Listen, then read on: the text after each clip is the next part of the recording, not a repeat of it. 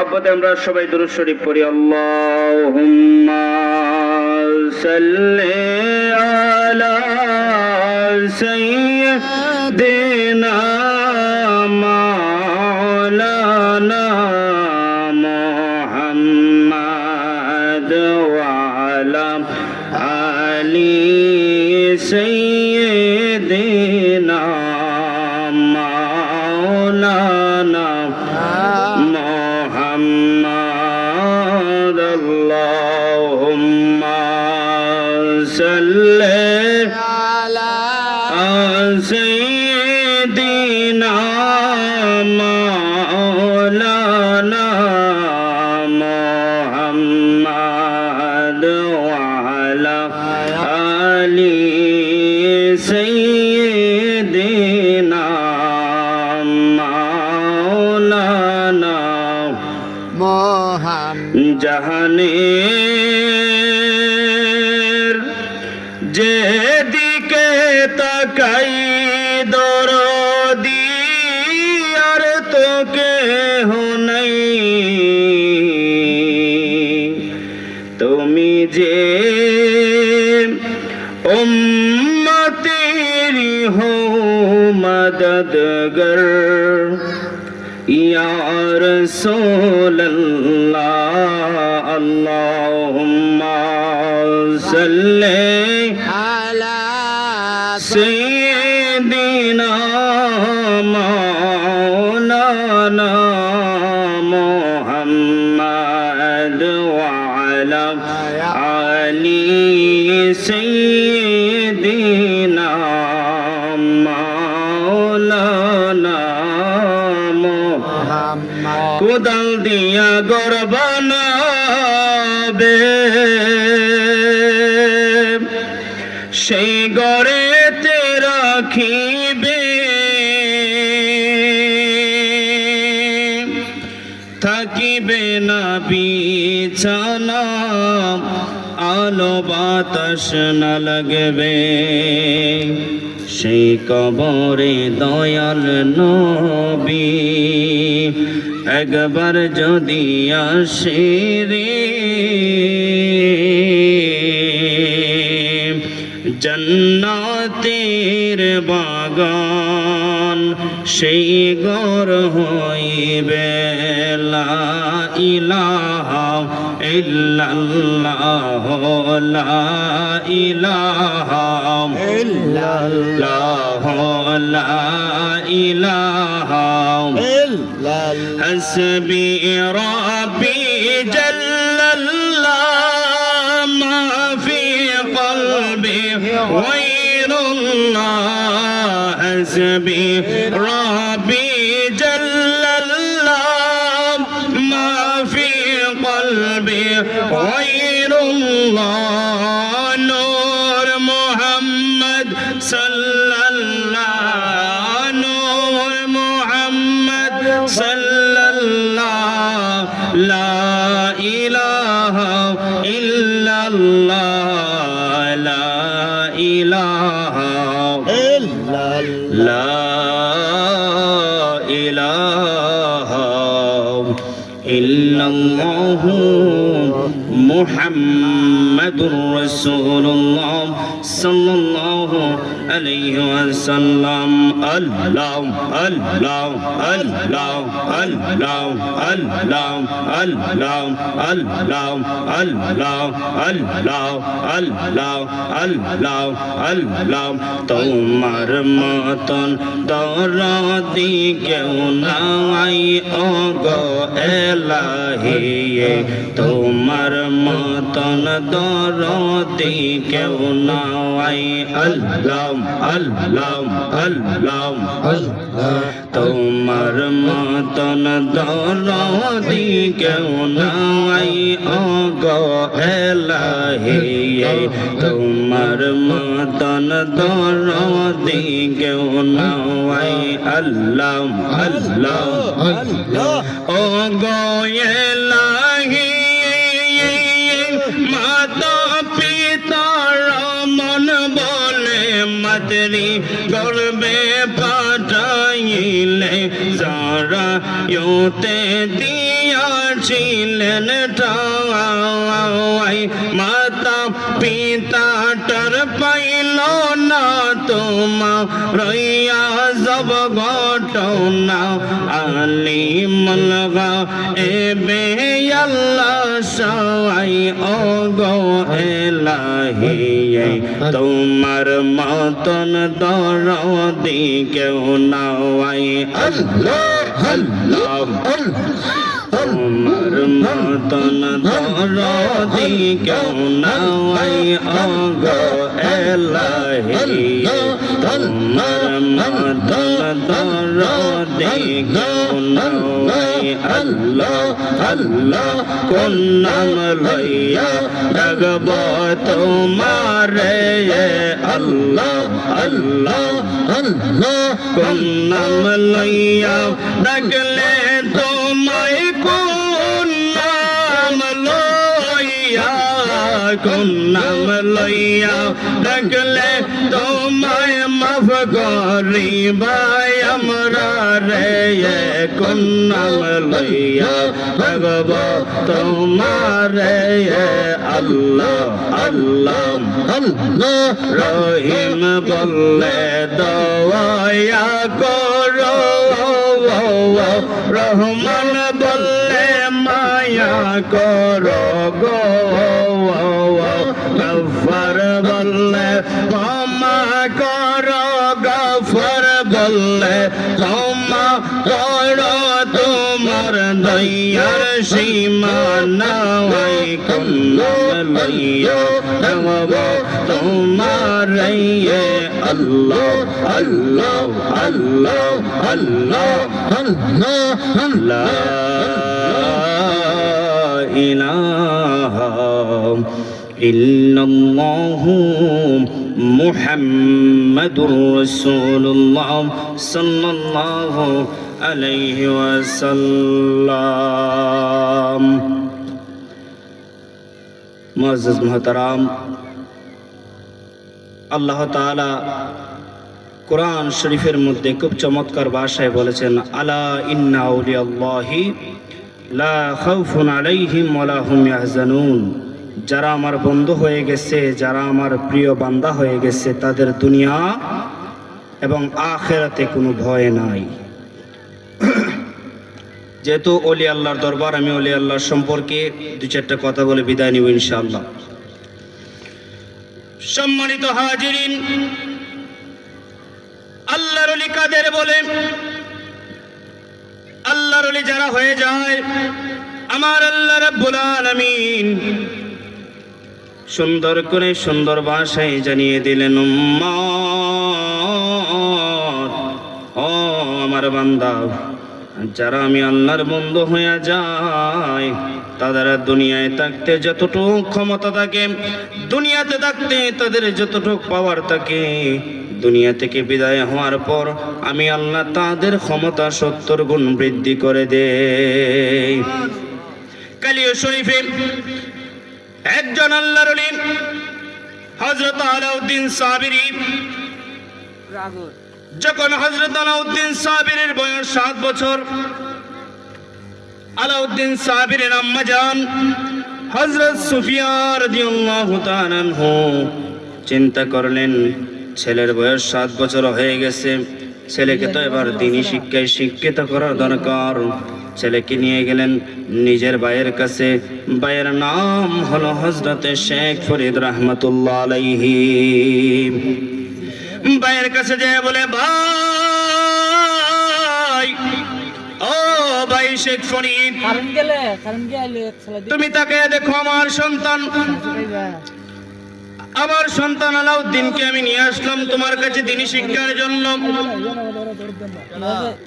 হযরত শেখ ফরিদ বলে, ও বোন সুফিয়া, তুমি যদি চাও তোমার সন্তান দ্বীনি শিক্ষায় শিক্ষিত হোক, তাহলে তুমি তোমার সন্তানকে রেখে দিয়ে যাও।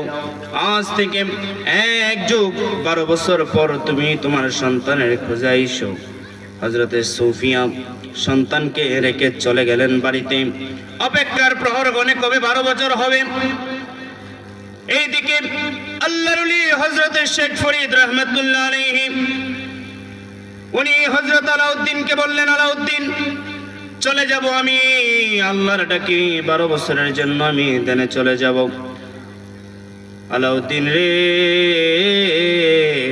ও আলাউদ্দিন, তোমাকে আমি আমার হুজরা খানার দায়িত্ব দিয়ে গেলাম, তুমি আমার হুজরা খানার দেখশন করবা, হুজরা খানার দেখশন করবা।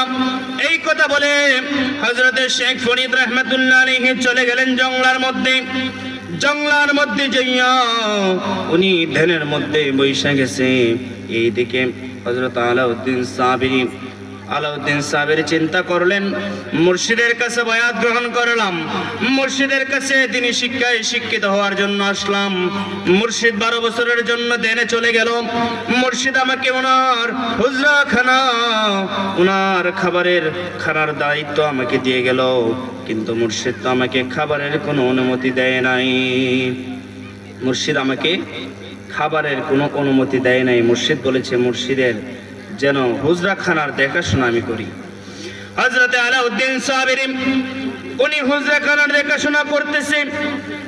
ওই দিক দিয়ে বছরের পর বছর চলে যাচ্ছে। হযরত আলাউদ্দিন সাবিরি চিন্তা করলো, যেহেতু মুর্শিদ আমাকে হুজরা খানার দায়িত্ব দিয়ে গেছে, মুর্শিদ তো আমারে খাবারের কথা বলে নাই, মুর্শিদের অনুমতি ব্যতীত খাবার গ্রহণ করা যাবে না। হযরত আলাউদ্দিন সাবিরি এইভাবে একটানা 12 বছর যেদিন সম্পূর্ণ হয়ে যাবে, হযরত আলাউদ্দিন সাবিরির আম্মা জান হযরত সুফিয়া রাদিয়াল্লাহু তাআলা আনহু উনি 12 বছর সম্পূর্ণ হওয়ার পর চলে আসছেন ভাইয়ের বাড়িতে। আয়েশা তাকায়া দেখে একটা ছেলে অবিরতভাবে কাজকর্মে লিপ্ত হয়ে আছে। ওই ছেলেকে ডাক দিয়ে বলে, বাবা রে, ও বাবা, তোমার কাছে আমি একটা কথা জানতে চাই। ওই ছেলে বলে, মা বলেন, কি বলবেন? যে তুমি আমার ভাই শেখ ফরিদকে দেখেছো? বলে, উনি তো চলে গেছেন 12 বছরের জন্য দেনে। ওই মহিলা ডাক দেয়া বলে, বাবা তুমি আমার ছেলে আলাউদ্দিনকে দেখেছো? ওই ছেলে চোখের পানি ফেলে কান্দে, মা, ও মা, তুমি আজ থেকে 12 বছর পরে তোমার ছেলের সন্তান খোঁজ করতে আসলে গো মা, ও মা, তুমি কি তোমার সন্তানকে চিনো না? তুমি তাকায় দেখো, তোমার সামনে যে দাঁড়িয়ে আছে আমি হলাম তোমার ছেলে আলাউদ্দিন। আল্লাহু আকবার। মা বললেন, বাবারে তোর এই কি অবস্থা? তোকে যখন রেখে দিয়ে গিয়েছিলাম তুই কত সুন্দর ছিলি, কত মোটা ছিলি। ও বাবা, তোর চেহারা দেখে বোঝা যায় আজ 12 বছরের ভিতরে তুই একটা রুটিও খাস নাই রে বাবা। আলাউদ্দিন ডাক দেয়া বলে, মা, ও মা, আপনার ভাই হযরত শেখ ফরিদের কাছে আমাকে রেখে গিয়েছিলেন, মুর্শিদের হাতে আমি বয়াত গ্রহণ করেছি। আপনি যাওয়ার পর মুর্শিদ 12 বছরের জন্য দেনে চলে গেছে। মুর্শিদ বলেছে ওনার হুজরা খানার দেখাশোনা যেহেতু আমি করি, ওনার হুজরা খানার দেখাশোনা যেন আমি করি। মা, মুর্শিদ আমাকে খাবারের কোনো অনুমতি দেয় নাই গো মা। এই 12 বছরের ভিতরে আমি আলাউদ্দিন একমাত্র পানি ব্যতীত অন্য কিছু খাবার খাই নাই। মা, আমি 12 বছরের ভিতরে কিছু খাই নাই। মা ছেলে কথা বলতে বলতে ওইদিকে আল্লাহর নবী হযরত শেখ ফরিদ রাহমাতুল্লাহ আলাইহি চলে আসলেন। চলে আয়েশা ডাক দিয়ে বলে, বোন সুফিয়া, 12 বছর কি অতিক্রম হয়ে গেছে, ও বোন তুমিও তো চলে আসলাই।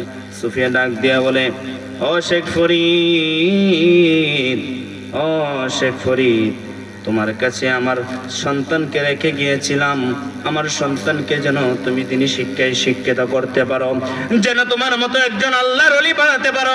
শেখ ফরিদ রে, ও শেখ ফরিদ, তুমি আমার আলাউদ্দিনের দিকে তাকায়া দেখো, আমার আলাউদ্দিনের এমন একটা অবস্থা হয়ে গেছে রে। আমার আলাউদ্দিন 12 বছরের ভিতরে পানি ব্যতীত অন্য কিছু খাই নাই। হযরত শেখ ফরিদ ডাক দিয়ে বলে, আলাউদ্দিন, ও আলাউদ্দিন, তুমি কিসের জন্য খাবার খাও নাই রে বাবা? আলাউদ্দিন সাবিরি বলে, ও আমার মুর্শিদ, ও বাবা জান, আপনি আমাকে আপনার হুজরা খানার দেখাশোনার কথা বলেছেন। বাবারে, আপনি তো আমারে খাবারের অনুমতি দেন নাই, মুর্শিদের অনুমতি ব্যতীত তো আমি খাবারও খাইতে পারি না। আল্লাহু আকবার। হযরত আলাউদ্দিন সাবিরী এই কথা বলার পর হযরত শেখ ফরিদ রাহমাতুল্লাহ আলাইহি খুশি হয়ে গেলেন। খুশি হয়ে বলে, আলাউদ্দিন তুমি আমার বুকে আসো। হযরত আলাউদ্দিনকে বুকের মধ্যে লইয়া হযরত শেখ ফরিদ রাহমাতুল্লাহ আলাইহি বুকের মধ্যে জড়াইয়া দইরা আমার আল্লাহর কাছে দুইটা হাত বাড়াইয়া দিয়ে বলে, মাবুদ ও দয়ার আল্লাহ, আমি আমার আলাউদ্দিনের আচরণে খুশি হইছি, তুমি আল্লাহ আমি আলাউদ্দিনের প্রতি খুশি হয়ে যাও। আমার আলাউদ্দিনকে যুগ শ্রেষ্ঠ ওলি হিসেবে কবুল করিয়া নাও। আল্লাহু আকবার বলেন। হযরত আলাউদ্দিন যুগ শ্রেষ্ঠ ওলিতে পরিণত হইয়া গেল। হযরত শেখ ফরিদ বলে, আলাউদ্দিন তুমি শুধু যুগ শ্রেষ্ঠ ওলি না, আমি শেখ ফরিদ তোমাকে ৭০,০০০ কুতুবের সর্দার বানাইলাম। আল্লাহু আকবার। ৭০,০০০ কুতুবের সর্দার আমি শেখ ফরিদ তুমি আলাউদ্দিনকে বানাইয়া দিলাম। আলাউদ্দিন রে, ও আলাউদ্দিন চলে যাও বাড়িতে। বাড়িতে যাইয়া আমার আল্লাহ তাআলার জিকির করো, লা ইলাহা ইল্লাল্লাহ, লা ইলাহা ইল্লাল্লাহ, লা ইলাহা ইল্লাল্লাহ। হযরত আলাউদ্দিন সাবিরীকে শেখ ফরিদ বলে দিলেন, আলাউদ্দিন সর্বক্ষণ তুমি শুধু লা ইলাহা ইল্লাল্লাহ পড়বা। এবার হযরত আলাউদ্দিন সাবিরীর আম্মাজান বলতেছেন, ভাই শেখ ফরিদ তুমি তো আমার ছেলেকে যুগশ্রেষ্ঠ ওলি বানাইলাই, এবার তুমি আমার ছেলেকে একটা বিবাহের ব্যবস্থা করে দাও। তো এখন হযরত শেখ ফরিদ বলতেছে, বোন তোমার সন্তান যে হালতে গেছে ওই হালতে যদি তাকে বিবাহ করো বা বিবাহ করাও, তাহলে তোমার সন্তান বউয়ের মর্ম কি সেটা জানবে না, বা বউয়ের মর্যাদা কি সেটাও সে বুঝবে না, বিবাহ করানোর দরকার নেই। বোন সুফিয়া বললেন যে বিয়ে যদি আমার সন্তানকে না করাই তাহলে আমার দেখাশোনা কে করবে?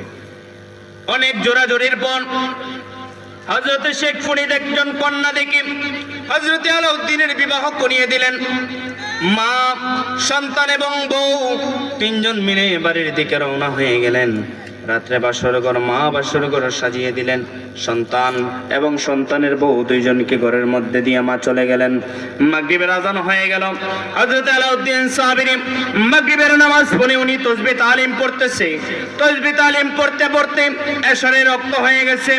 এশারের রক্ত যখন হয়ে গেছে, হযরত আলাউদ্দিন সাবিরী এশারের নামাজ আদায় করলেন। এশারের নামাজ আদায় করে উনি আবার দেন মগ্নের মধ্যে বসে গেলেন। রাত্র যখন মধ্য হইয়া যায়,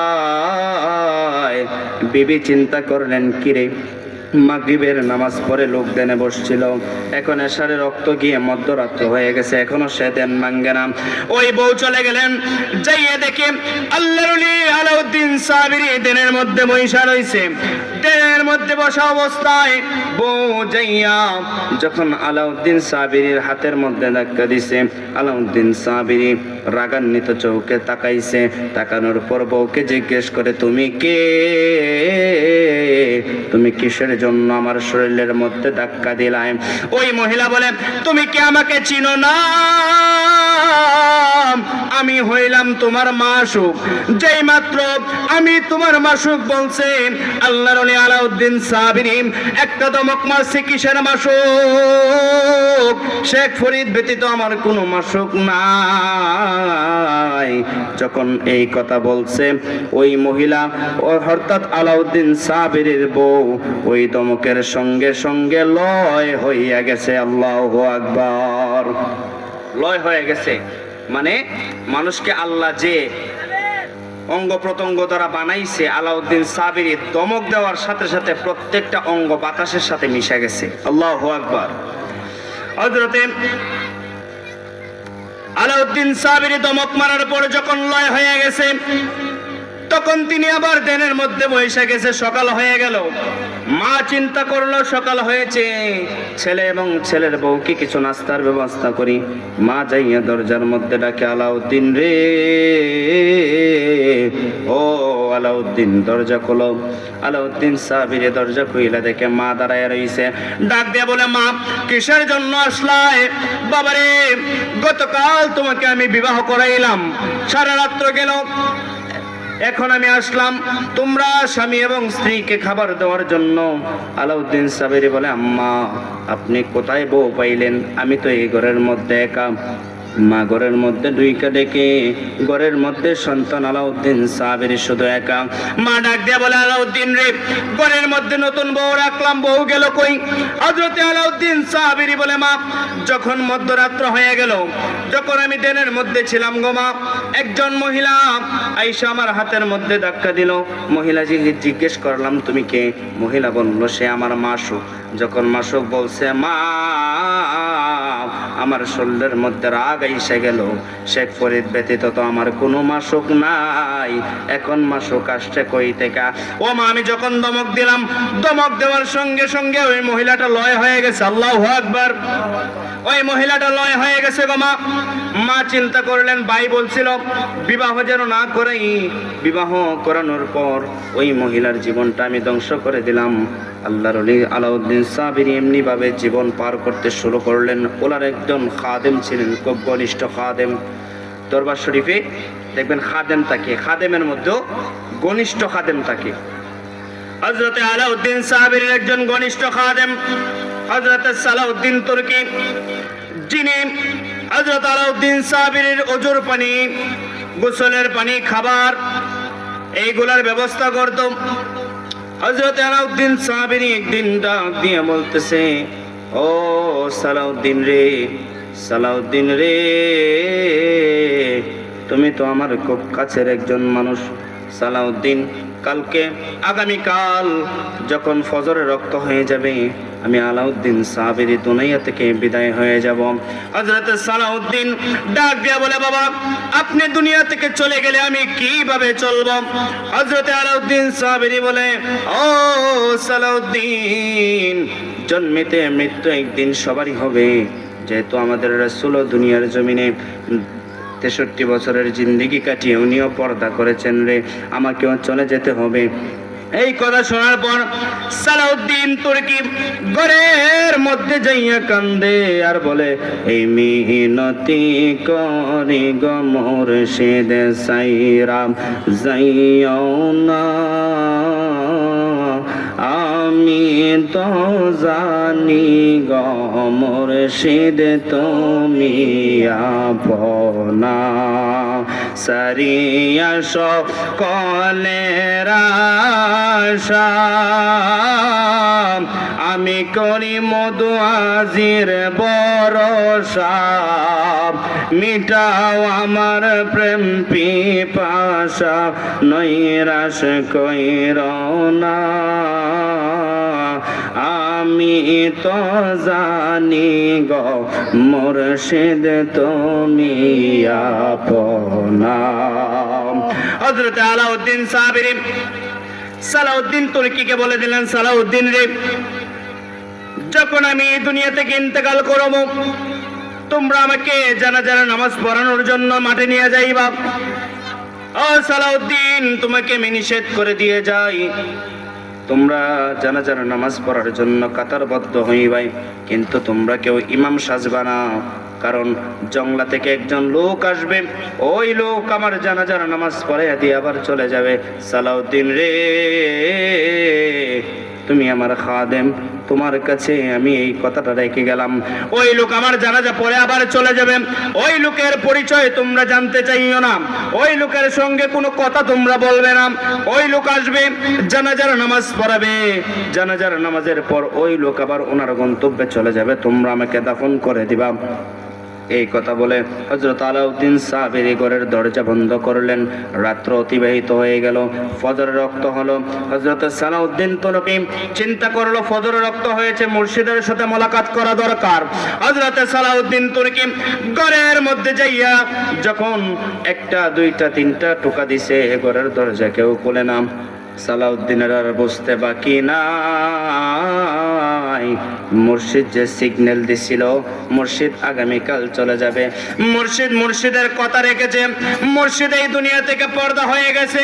হযরতে সালাউদ্দিন তুর্কি ঘরের দরজাটা ভাঙলেন, ভাঙ্গা দেখে মুর্শিদ খুব সুন্দরভাবে ঘুমন্ত অবস্থায়। আল্লাহু আকবার। মুর্শিদ ঘুমন্ত অবস্থায়। সালাউদ্দিন তুর্কি মুর্শিদের কথা অনুযায়ী সবাইকে ঘোষণা করলেন যে আমার মুর্শিদ দুনিয়া থেকে পর্দা করেছে। হযরতে আলাউদ্দিন সাবিরির গোসলের কাজ শেষ। গোসলের পর ওনাকে সাদা কাপড় পরিধান করিয়া নিয়ে গেলেন জানাজার মাঠে। জানাজার মাঠে যাওয়ার পর ভক্তবৃন্দ সবাই জিজ্ঞেস করে, এ সালাউদ্দিন তুর্কি, মুর্শিদের জানাজার ইমামতে তুমি করবা?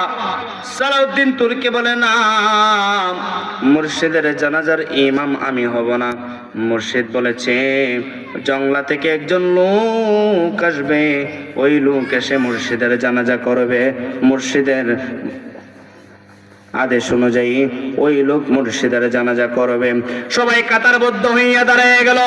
মুর্শিদের কথা অনুযায়ী জঙ্গল থেকে একজন লোক আইসা, সাদা কাপড় পরিধান, সাদা মুখোশ পরিধান, ওই লোক আইসা ডাইরেক্ট জানাজার ইমামতির মধ্যে দাঁড়াইয়া আল্লাহু আকবার বলে যখন তরিমা বানলেন, সবাই মানছে। জানাজার নামাজ শেষ। ওই লোক আবার ওনার গন্তব্যের দিকে যাইতে শুরু করছে। হযরত সালাউদ্দিন তুর্কি চিন্তা করলো, যদি আগামীকাল কেউ আমাকে জিজ্ঞেস করে, রে সালাউদ্দিন, তুমি তো মুর্শিদের খুব কাছের লোক ছিলা, তুমি তো মুর্শিদের খুব পছন্দের মানুষ ছিলা, তোমার মুর্শিদের জানাজার ইমামকে? আমি সালাউদ্দিন তুর্কি তো কিছু বলতে পারবো না। সাথের ভাইদেরকে বললেন, ভাই যাও যাও যাও, তোমরা আমার মুর্শিদের লাশ মুবারক লইয়া মুর্শিদকে যাইয়া কবরস্থ করো। আমার একটু কাজ আছে, আমি ওই কাজটা শেষ করে আসবো, তোমরা আমার জন্য অপেক্ষা কইরো না, তোমরা আমার মুর্শিদের লাশকে কবরস্থ করো। এই কথা বলে ওই লোক যখন পাহাড়ের দিকে, জঙ্গলার দিকে যাইতেছে, হযরতে সালাউদ্দিন তুর্কিও পিছনের দিকে যায়।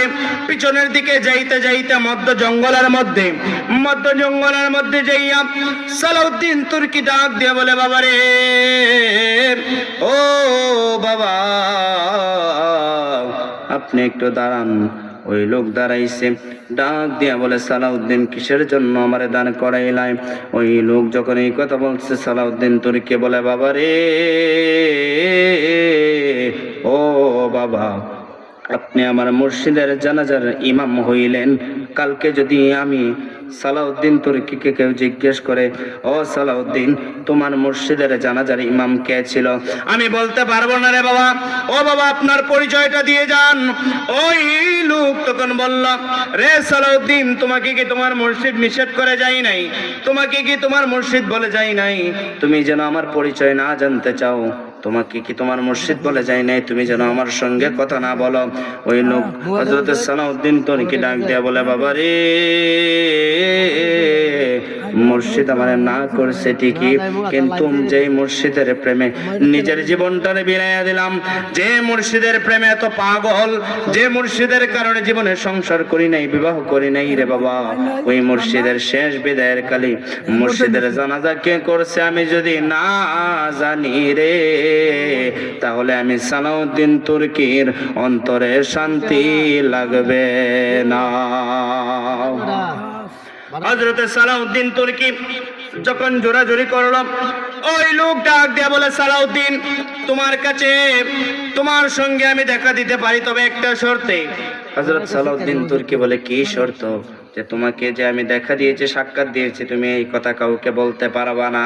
ঠিক আছে রে বাবা, বলবো না। এই কথা বলার পর সালাউদ্দিন তুর্কি যখন ওয়াদা করলেন আমি কাউকে বলবো না, ওই মুখোশ পরা ব্যক্তি যখন নিজের মুখটা খুলছে, তাকায় দেখে নিজের মুর্শিদ হযরতে আলাউদ্দিন সাবিরি দাঁড়ায়া রইছে। তাকায়া দেখে যে মুর্শিদকে নিয়ে এত জীবন চলাফেরা করছে, যেই মুর্শিদকে কিছুক্ষণ আগে নিজের হাত দ্বারা দৌত করে নিজে কাফন পরাইয়া জানাজার মাঠে নিয়ে আসছে, সেই আলাউদ্দিন সাবিরি নিজের জানাজার ইমাম নিজেই। বলেন না সুবহানাল্লাহ। তাহলে ওলি আল্লাহদের পাওয়ার আছে না নাই? ওলি আল্লাহদের পাওয়ার আছে। আমার আল্লাহ বলে যে যারা আমার বন্ধুর সঙ্গে দুশ্মনী করবায় তাদের সঙ্গে আমি আল্লাহ নিজে যুদ্ধের ঘোষণা দিই। বলেন না সুবহানাল্লাহ। দয়াল মুর্শিদ বিনে এই সংসারে বান্ধব আমার কেহ নাই। ওই আমি যেদিকে যাই দেখি তোমায়, তুমি সারা বান্ধব নাই আমার কেহ নাই। দয়াল মুর্শিদ বিনে এই সংসারে বান্ধব আমার কেহ নাই।